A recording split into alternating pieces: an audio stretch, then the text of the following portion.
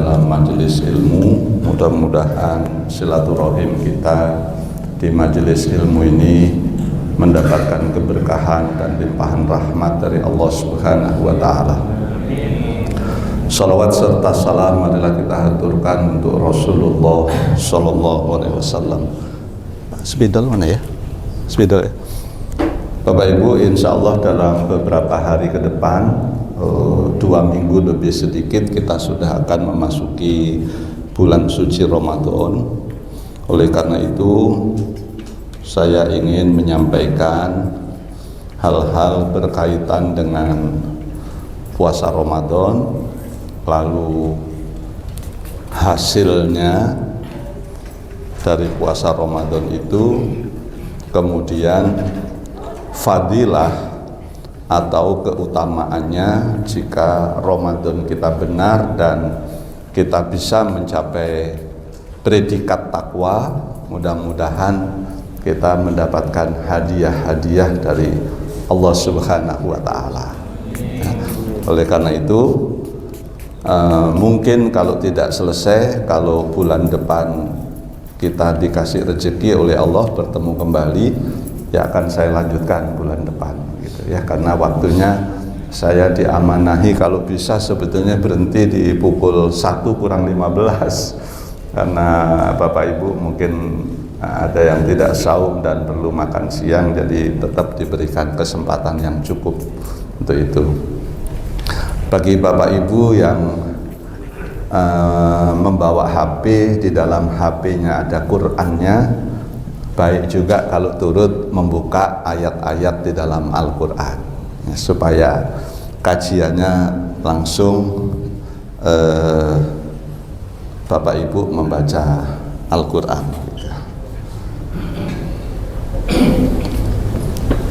Perintah puasa Bapak Ibu di dalam Al-Quran sudah jelas ya. Surat Al-Baqarah, ini saya besarkan, ayat 183. Ini sudah hafal ayat ini meskipun jarang dibaca ya. Ya ayyuhalladzina amanu kutiba alaikumussyam kama kutiba alal ladzina min qablikum la'allakum tattaqun. Nah, di dalam ayat ini ada 3 hal yang perlu kita pahami. 1, iman. 2, puasa. 3, takwa.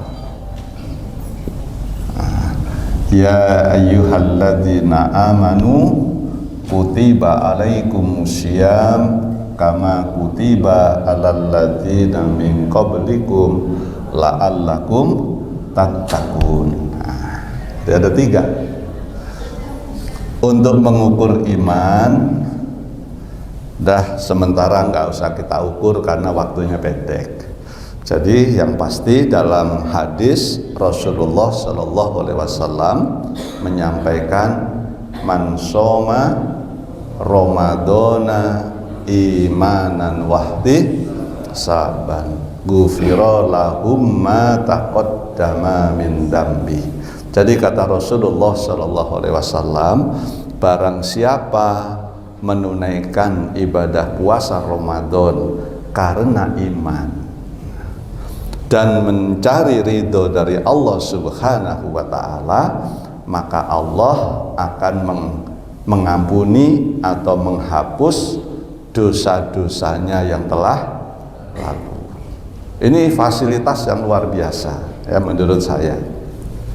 Belum tentu diberikan kepada umat-umat yang lain. Sementara kita, menurut Rasul kita, ini kan tahunan ini, sudah banyak dosa-dosa kita yang kita kerjakan dalam 1 tahun kemarin. Kata Nabi, pokoknya siapa yang puasa di bulan Ramadan karena iman. Sebab ada orang yang mungkin dengan datangnya Ramadan sudah mulai tersiksa, padahal Ramadannya belum datang, tapi sudah, wah nanti bakal susah makan, ya kan, susah bersenang-senang dengan makan. Nah, tapi ada orang yang Ramadan menjadi momentum yang ditunggu-tunggu. Karena biasanya sholat malam sendirian, nanti Ramadan bisa bersama-sama di masjid, imamnya ada, ya girohnya, semangatnya ada. Nah ini di dalam hadis yang lain Rasulullah SAW menyampaikan, man shoma Ramadana imanan wahdi saban summa adba'ahu sittan min Syawal fakasiyami dahri kulli. Jadi kata Nabi, siapapun yang puasa Ramadan karena iman kemudian menggenapkannya dengan puasa Syawal selama 6 hari, maka seolah-olah dia berpuasa 1 tahun penuh lamanya. Nah, kenapa dari situ muncul orang yang puasa Ramadan ditambah puasa 6 hari seperti puasa 1 tahun penuh lamanya? Sebab kata Rasulullah SAW, puasa Ramadan itu kebaikannya dikalikan 10 kali. Nah, ya. Jadi setiap amal soleh orang di bulan Ramadan itu diberi pahala 10 kali. Jadi kalau kita puasa 1 kali atau sebulan anggaplah 30 kali, itu setara kebaikannya dengan 300. Puasa Syawal 6 hari, Syawal ya, Syawal 6 hari. Nah, Pak Hendro mumpung inget, kayaknya lain kali perlu beli papan tulis yang lebih belakangnya menahan gitu supaya nggak goyang-goyang. Ini sudah bagus, tapi kalau ditekan kakinya nggak cukup kuat. 6 hari kali kebaikannya 10 kali sama dengan 60. Kalau dihitung 360 hari kira-kira gitu. Itulah dasarnya hadisnya. Jadi kalau orang puasa Ramadan digenapkan Syawal 6 hari, maka dia seperti puasa 1 tahun penuh lamanya, kata Nabi. Hebat ya. Nah, karena memang pahalanya di bulan Ramadan itu, kalau Bapak Ibu apapun kebaikannya itu berlipat 10 kali lipat. Ya. Nah, dasarnya iman, puasa. Takwa ini Bapak Ibu ukurannya, ya, tentu untuk mencapai takwa itu kan rukun Islam, ya kan? Syahadat, puasa, syahadat, sholat, zakat, puasa, haji. Jadi puasa itu hanya salah satu bagian untuk mengantarkan ketakwaan kita. Untuk mengukurnya bagi Bapak Ibu yang pegang Quran di HP-nya ada, silahkan dibuka surat Ali Imran ayat 17. Ukurannya ya, ukuran takwa. Ada 5. Kalau mau baca dari ayat 15-nya. Jadi kata Allah Subhanahu wa taala dari ayat 15, siapapun kalau puasanya itu mampu mengantarkan kita menjadi orang yang takwa seperti ketentuan Allah, maka jaminannya di ayat 15 itu pasti masuk surga. Tuh, pasti kata Allah, masuk surga. Di ayat 15-nya kan. Nah, dengan catatan ciri-cirinya dia memenuhi indikator ayat 17. Jadi ayat 17-nya itu orang takwa ukurannya ada 5. 1, jadi orang sabar. 2, jadi orang benar. 3, jadi orang istiqomah. 4, jadi orang dermawan. 5, senang sholat malam. Ada kan? Ketemu ya? Nah, jadi itu ukurannya. Jadi puasa seseorang itu sudah membentuk dia menjadi orang takwa atau tidak. Kalau orangnya sudah berkali-kali puasa, apalagi umur kita rata-rata yang hadir ini, kalau di rata-rata itu sudah 40 tahun ke atas. Berarti kalau kita mulai puasa umur 12, bahkan ada yang mulai umur 10, kelas 5 SD, ada yang umur 12, lulus SD baru mulai puasa penuh. Kalau sekarang 40 tahun, itu berarti kita sudah puasa setidaknya 30 kali. Nah, sudah puasa 30 kali, kalau itu mengantarkan kita jadi orang takwa, harusnya ukurannya kita menjadi orang as-sabirina, was-shadiqina, wal-qanitina, wal munfiqina wal mustakfirina bil ashar. Orangnya senang mohon ampun di waktu sahur. Nah, terjemahannya gitu kan? Orangnya senang mohon ampun di waktu sahur. Nah, untuk merinci ini Pak Hendro supaya panjang ya bulan depan panjangnya. Nah, sekarang kalau ini semua jadi milik kita, kalau ini jadi milik kita, ya ini kita kupas sedikit boleh kalau misalnya ada toleransi beberapa menit ya. Seandainya Bapak Ibu kita yang berpuasa ini mencapai ini, harusnya hidup kita itu imbalan dari Allah itu misalnya surat 7 ayat 96. 1. Banyak keberkahan. Harusnya orang Islam itu banyak keberkahan. Coba aja baca surat 7 ayat 96. Walau anna ahlal qura amanu wattaqau lafatahna alaihim barakatim minas sama'i wal ard. Ya. Tuh. Karena dasarnya iman, kalau dibuka surat 8 ayat 4. Nah, sini ulaika humul mu'minuna haqqo. Orang-orang yang imannya benar sebelum puasa ya, imannya benar, maka orangnya itu lahum darajatun inda rabbihim, dapat kemuliaan, keluarganya mulia, dia sendiri mulia, perilaku anak-anaknya membuat keluarganya dimuliakan, perilaku istrinya membuat dia dimuliakan, perilaku suaminya membuat keluarganya mulia. Jadi itu. Ini ukuran dari Quran ya, bukan ukuran saya. Nah. Yang ketiga, sesuai dengan hadis, mendapatkan makfirah, dapat ampunan.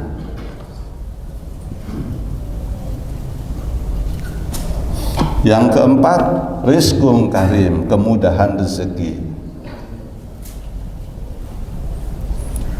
Kemudahan rezeki.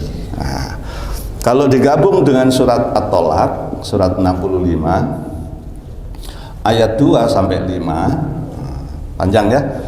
Yang kelima di sini wa may yattaqillaha yaj'al lahu makhraja. Jadi diberikan jalan keluar dari kesulitan-kesulitan yang kita alami. Nggak usah saya tulis ya, karena ayatnya udah ya. Tidak usah saya tulis.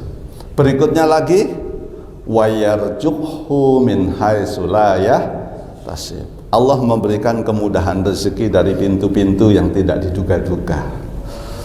Berikutnya lagi apa?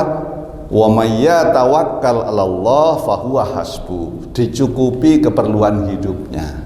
Jadi kalau ini tercapai, ini dapat semua gitu. Kalau ini masih banyak yang kurang, ya jangan nyalahin Allah, mungkin kitanya yang belum nyampe di sini gitu. Ya kan? Ya udah perbaiki diri saja. Yang ekstrim kalau perlu.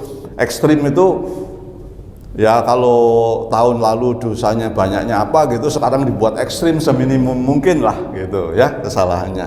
Nah di sini di akhir ayat keempat dari surat 65 ini, wa may yattaqillaha yaj'alahu min amrihi yusra. Urusannya dimudahkan.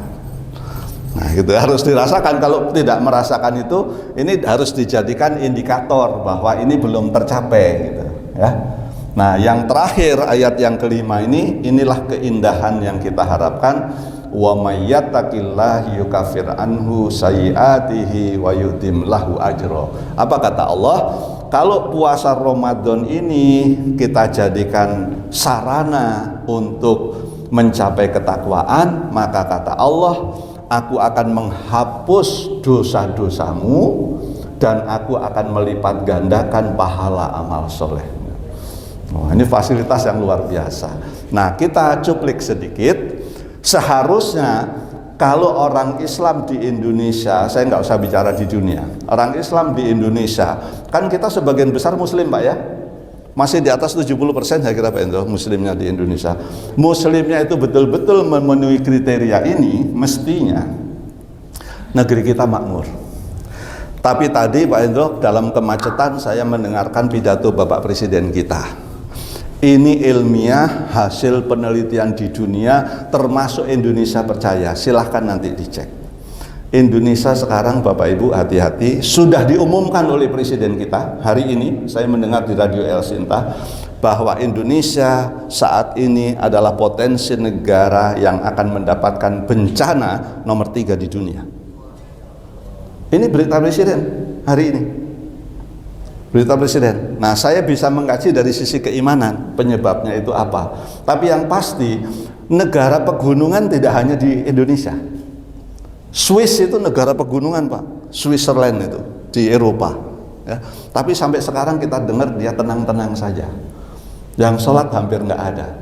Tapi Indonesia negara Islam yang hajinya itu ngantrinya di atas 20 tahun, 25 sampai 30 tahun ngantrinya. Diumumkan Bapak Presiden hari ini, tadi sudah dikatakan potensi bencana banjir dan gempa buminya adalah negara yang terbesar di dunia. Nah, bencana itu tinjauannya 2. Nah, kita lihat kembali ke sini ya. Beberapa menit aja ya, mundur 2 menit boleh ya. Nah, 2 menit ya, seharusnya sudah berhenti. Jadi sesuatu itu, ini bencana ya, dibagi 2 itu secara keislaman. Ini ujian, mungkin latar belakangnya harus surat 29 ayat 2. Nah, jadi kalau misalnya ada bencana di Indonesia nanti, tadi itu prediksinya sangat alamiah. Bapak Ibu tahu nggak Indonesia kenapa dinyatakan itu? Itu disampaikan oleh narasumbernya, padahal dia ilmuwan. Itu banyaknya binatang-binatang melata yang keluar. Ular apa itu di daerah pegunungan pada keluar sekarang. Itu tanda-tanda, ini disampaikan di El Sinta ya tadi ya. Tanda-tanda bahwa akan terjadi gempa bumi. Binatang-binatang melata berbisa yang tadinya sembunyi di dalam tanah itu pada keluar. Mereka hebat, sudah tahu duluan akan terjadi gempa. Ya, jadi ini bukan omong kosong karena saya menirukan pidato Presiden di hari ini, belum nyampe 1 jam yang lalu, disampaikan oleh narasumber dalam perjalanan dari Rawamangun menuju sini. Ya, ini konteksnya bencana itu ujian. Kalau ahasiban nasu ayyutraku ayyakulu amanna wa hum la yuftanu. Bencana itu merupakan ujian kalau penduduk Indonesia ini orangnya beriman. Jadi kalau beriman itu ujian. Bencana itu menjadi adab kalau, jadi ada 2 ya, potensi nanti jalan keluarnya juga beda. Ini dalam rangka ke sini nih. Tapi ini pengantar. Jadi bulan depan kalau Bapak Ibu tamu datang lagi aja pas giliran saya. Kalau mau tahu ya, nanti diumumkan ya Pak Indra ya. Kalau masih berkenan ya Pak, lanjut ya. Yang kedua, ini azab. Kembali di sini tadi ini belum selesai saya baca. Coba silakan dibaca kembali ke sini.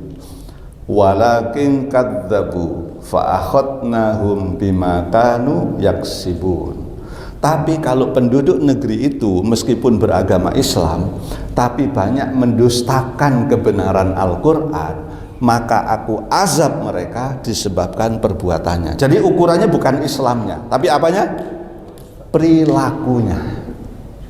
Bukan agamanya tapi perilakunya. Swiss, Singapura itu yang agama Islam dikit banget Pak, yang agama Islam Singapura. Sholat nggak semudah di Indonesia ya Singapura. Tapi makmurnya tahu nggak nomor berapa di dunia? Nomor 9 di dunia tingkat kemakmurannya. Indonesia tingkat kemakmurannya nomor 111 di dunia. Bisa bayangin nggak? Switzerland itu yang sholat hampir nggak ada, tapi tingkat kemakmurannya 5 besar di dunia. Luxembourg itu yang sholat hampir nggak ada, tapi tingkat kemakmurannya nomor 1 di dunia. Jadi ukurannya bukan Islam dan tidak, tetapi perilaku sesuai dengan Quran atau tidak. Kalau soal tidak beriman, tidak bertakwa itu ancamannya nanti setelah mati masuk neraka, ancamannya setelah mati. Tapi soal urusan di dunia itu adalah perilaku. Nah, jadi ini azab ini dari sini dasarnya. Surat 7 ayat 96. Nah, terakhir ini betul-betul terakhir. Sabar ini landasannya surat Al-Anbiya ayat 35. Nah, itu yang akan kita kaji bulan depan insya Allah. Apa kata Allah? Kullu nafsin dha'iqatul maut. Lanjutannya, wa nabluukum, kepada kalian semua, wa nabluukum bisarri wal khairi fitnah. Kepada sebagian kalian akan aku beri ujian kesulitan, kepada sebagian kalian aku uji dengan kesenangan-kesenangan. Bagaimana menyikapinya supaya kedua-duanya mengantarkan kita sampai di surga, itu maksud saya. Kalau toh kita dalam keadaan sulit tetapi kesulitan ini mengantarkan kita ke surga, kalau ada sebagian kita dalam kondisi kesenangan sekarang penuh dengan kemudahan, bagaimana kemudahan dan kesenangan ini juga mengantarkan kita sampai di surga. Ada pertanyaan? Apakah penjelasannya saya cukup jelas? Kalau ada pertanyaan boleh. Baik. Saya kira nggak usah saya tunggu terlalu lama Pak ya. Kalau nggak ada ya sudah, berarti jelas semua. Dasarnya juga ada semua dalam Quran, bukan menurut saya. Terima kasih Bapak Ibu sudah berkenan sabar untuk mendengarkan kajian pada siang hari ini. Semoga keikhlasan Bapak Ibu hadir di majelis ilmu ini dibalas dengan keberkahan dan keselamatan oleh Allah Subhanahu wa taala.